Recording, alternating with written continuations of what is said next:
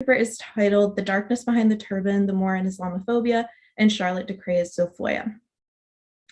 So Charlotte Dacre conjures a gripping Gothic story full of lust, desire, and starring Satan in her 1806 novel Zofloya, or The Moor, which documents the lives of an aristocratic family living in 15th century Venice. Zofloya focuses on the life of Victoria, a wealthy and indulged young woman whose mother is seduced by a German count and abandons her family. After the count kills her father in a duel, Victoria is sent to live with her tyrannical cousin in an attempt to restrain her from an affair with her beloved Berenza. She forges a letter and manages to escape, seeking refuge with Berenza, whose trepidation at her fickle nature is quelled when she takes the stab in her arm from a would-be assassin sent by Berenza's former mistress to kill him. She neglects to mention that this assassin is also her brother and accepts Berenza's offer of marriage. Eventually, she finds herself attracted to his brother, Enrique, and with much dramatic action and extensive detail, she gives herself over to her overwhelming greed, jealousy, and sexual desires, which eventually lead her to committing multiple homicides. In the midst of her descent, she befriends and lusts after her brother-in-law's Moorish servant, Zofloya, who becomes her partner in kidnapping and murder. At the novel's end, Victoria's rat mother returns. She is filled with guilt and abused by her husband. She begs for forgiveness from her children on her deathbed. When Victoria finally turns to Zofloya to tell him about her guilt, he unmasks himself, reveals that he is Satan, and annihilates her.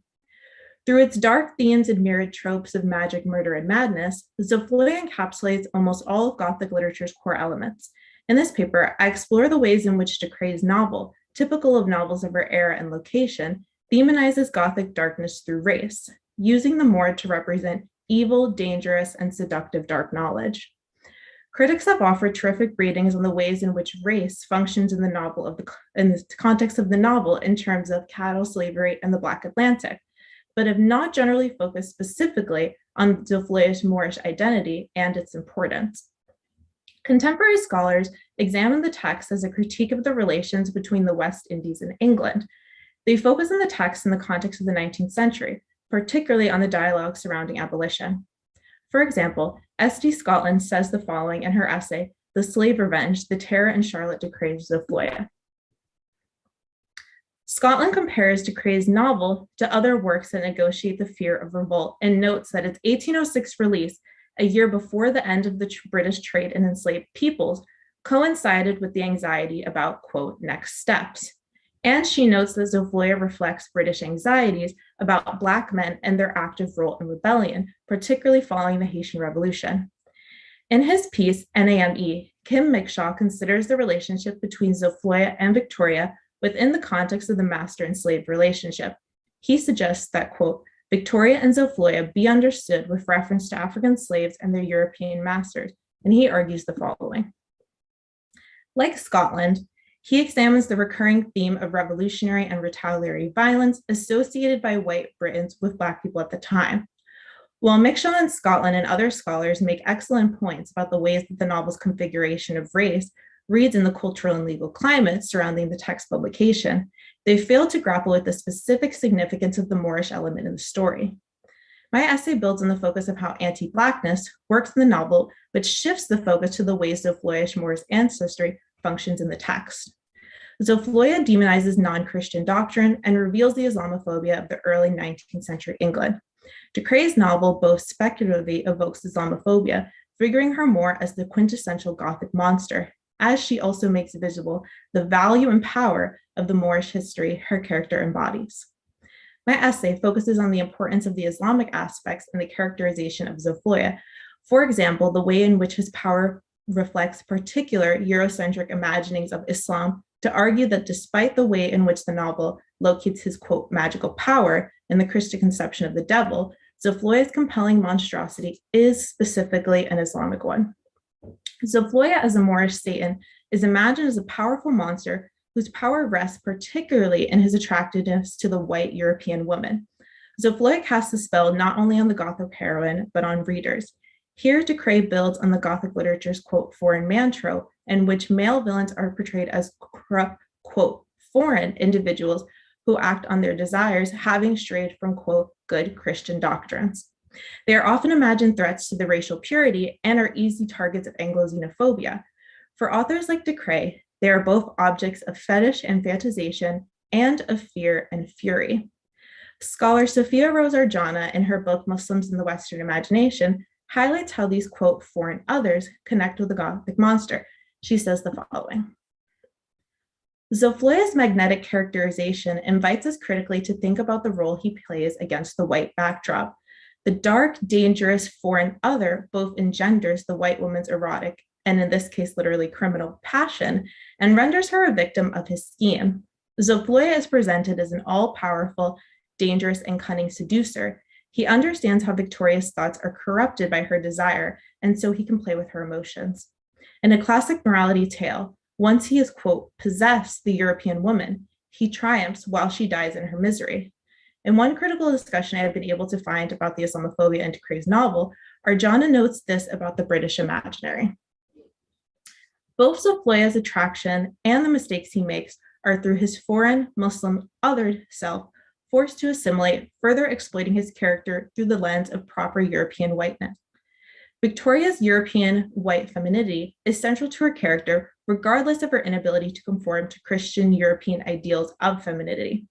Her innate position in society ensures that Zofloya will not only satisfy her desires because of the racial dynamic between them, the fetishization of his character through the white feminine gaze positions her above all, even when she acts on mutual desire. Her thoughts about the Moorish servant flutter between admiration, lust, and embarrassment. The novel says the following. He provides Victoria with the affection that she does not receive from her loved ones. However, even through his kindness, he knows how she truly feels about him. Victoria looks down upon Zofloya because of his race, even though he now owns her. And this is what Zofloya says.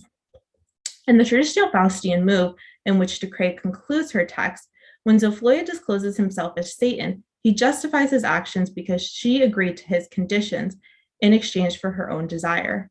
Zofloya humbles her character. Even if she does not learn this lesson herself, the reader can still benefit. On the one hand, the lesson is do not stray from traditional chastity and the arena of white feminity's class based on sexual propriety, a lesson driven home by Victoria's mother's fall from grace. The world of the novel uses Victoria as an example of excess, white, privileged, feminine desire, but Zofloya bears the brunt of the blame because of his race.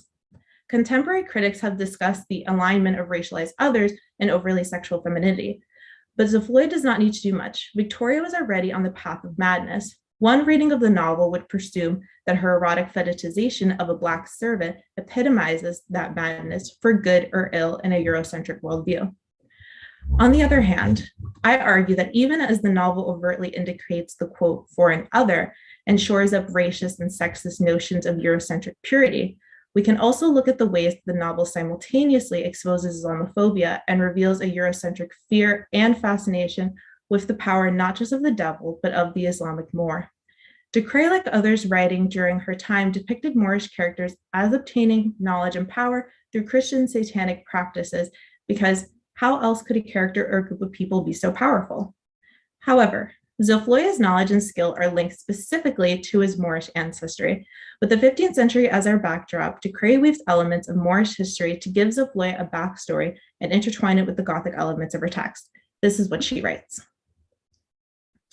Zofloya belongs to a powerful lineage, the Abdul Rahmans, the oldest Moorish family several dynasties removed from power. He connects to his ancestry and uses this knowledge and power in specific ways in his everyday life.